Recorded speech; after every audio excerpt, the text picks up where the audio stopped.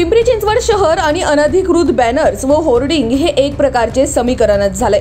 सामान्य नागरिकांच्या अंगावर अनधिकृत होर्डिंग पडणे तसेच चौकातील फ्लेक्स पडणे या गोष्टी पिंपरी चिंचवडकरांसाठी नवीन नाही। आता असाच एक प्रकार मोशी येथील बंद पडलेल्या टोल नाक्यावर समोर आलाय।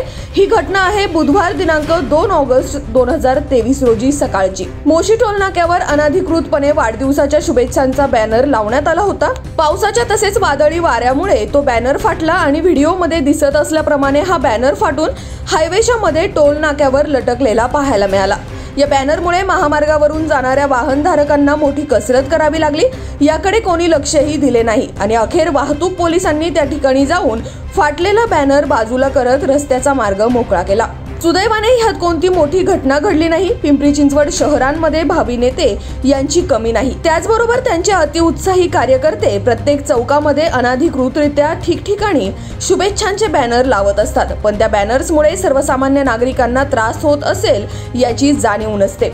पालिका प्रशासन देखील अशा अनधिकृत बॅनर्स आणि फ्लेक्सवर कारवाई करताना दिसत नाही आणि शेवटी जर एखादी घटना घडली तर त्याच्यात सापडतो सर्वसामान्य नागरिक। पहा आमचे प्रतिनिधी विकास चौधरी यांनी पाठवलेली ही दृश्य।